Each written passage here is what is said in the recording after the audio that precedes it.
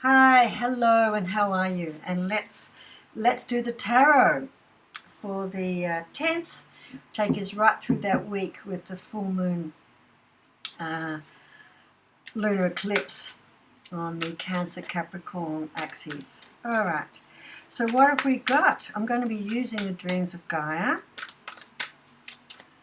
because it's going to be a very interesting time for us. It's going to be an illuminating time for us, and it should be a breakthrough time for a lot of people as well.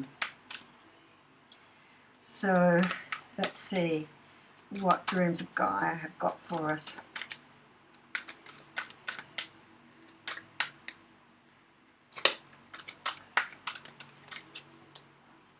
The cards have been really stubborn in the last couple of days, but I think that's because there's so much to talk about. They've been working really hard trying to figure out what's going on.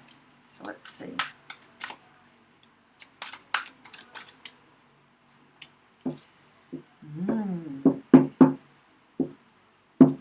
Lovely.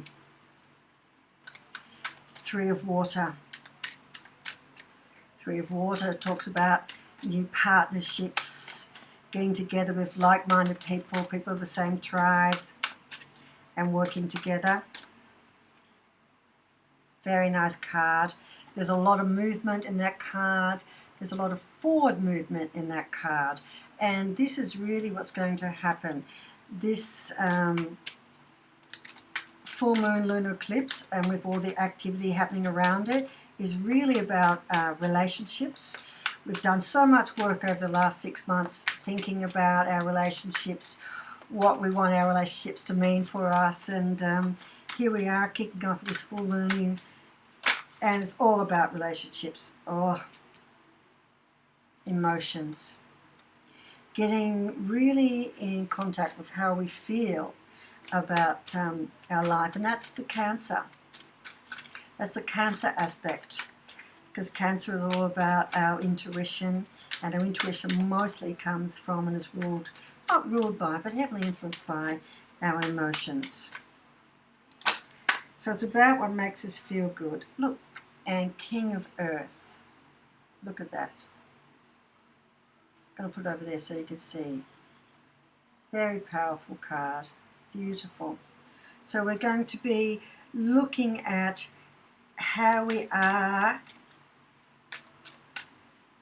in the physical plane, and we're going to be having mastery of how we are in the physical plane.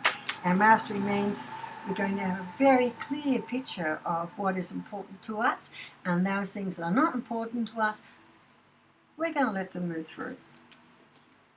Balance coming in, yin and yang, to the choice, harmony. So this is opposites, and balance being brought between opposites. And this is air, and that's very interesting to see that that's what's coming into play as well, because the full moon is happening at 20 degrees. The moon is at 20 degrees of Cancer, and the sun is at 20 degrees of Capricorn, and 2 is about harmony and relationships. Okay, 10 of Water. So there's an emotional clarity about what we're getting, and it's the end of a cycle. And I think the end of the cycle is the end of our emotional relationship to something in our physical world. We've reached the point where we've completed that cycle. It used to be really important to us. It used to really mean a great deal to us, but now not so much. And I think that's what's going to be illuminated for us with this full moon. It's about getting an understanding of that. Yeah. 5, a refocusing of our emotional self. This is the 5 of Water. So this is a refocusing of our emotional self. What do we value? Where do we value? And it's a little bit introspective. So this full moon is going to be quite an emotional reflection time, not an emotional time, an emotional reflection time. It's time to take time out and get comfortable with our emotional responses to things, and get a bit real, you know. Christmas is often a lot of pretense, people trying really hard to have a good time. New Year's Eve is often a lot of pretense. People trying really hard to have a good time. And this is saying, enough of that bullshit. Get real. How do you really feel about this? How do you really feel about that? Is it working for you? Is it making you feel good in your life? Is this giving you what you want? And if it's not, you know what to do. And if it is, you know what to do. If it's not, don't choose it. If it is, choose it. And it's time to move on from something. We've matured. So let's see what else is... we just got the change. All right. So we're going to now use the Good Tarot. It was interesting because I was thinking about 2020 and I was wondering about whether I was going to do, a 12 months ahead and yada, yada, yada. And I was wondering, should I, half getting an inkling, and then I just decided no. I think it's going to be way, things are going to move very fast this year, and trying to predict, even if I'm really accurate in that prediction, it's going to be really hard to make sense of it. Look at that. Fortune's wheel, the wheel of fortune. It's also another 10.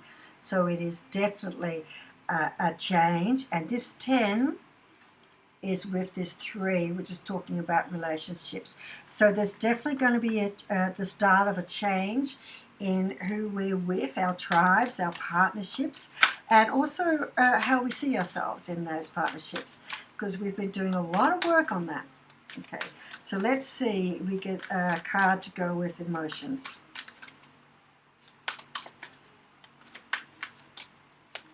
Oh no, it's going to give me a card to go with number 2, balance. I thought it was going to give me a card to go with emotions. Oh! Doubling up on the King of Earth. So that's 2 Kings of Earth. So what this is saying is definitely mastery. This is a time for us to not be so emotionally caught up, yeah?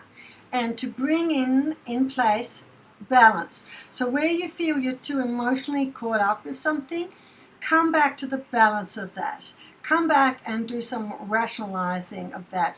Where you feel that you are out of balance, take some time out, remove yourself from a little bit, and get a little bit more focus on that with the King of Earth. Get the balance coming in. All right, so this is quite a Kings of Mastery. It's about taking control out of the picture and trusting your capacity to manage whatever is thrown at you.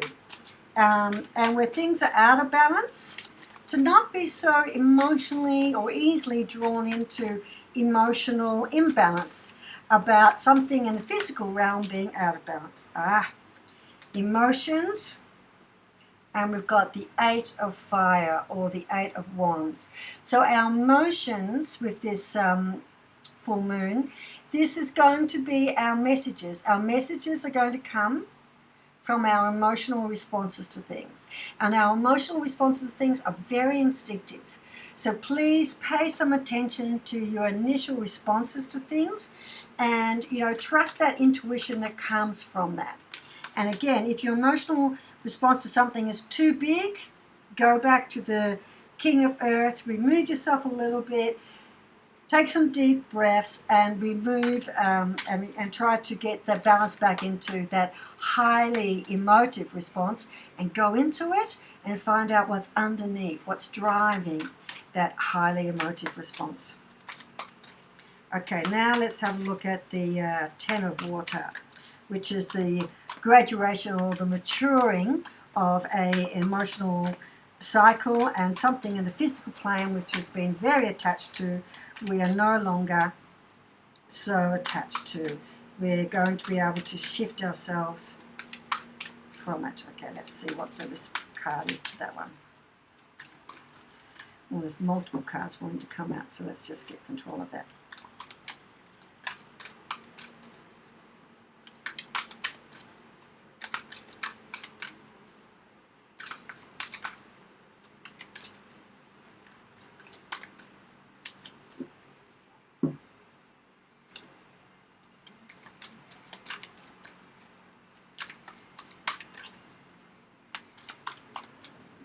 of emotional response. Okay, where we go.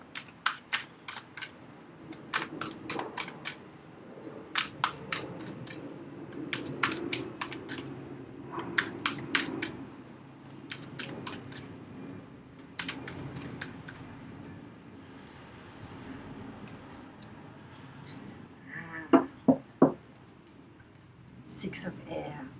So we are definitely moving away from something that used to be of high value or high esteem, something we thought a great deal about, and now we are totally moving away. I'm going to come back to that in a minute. Oh, King of Earth. Okay, and the Ten of Air.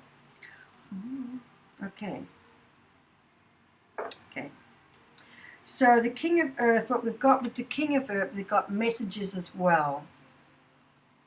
So it's really, I'm just listening. I just give me 1 minute because there's messages coming in, and I just want to make sure I get them.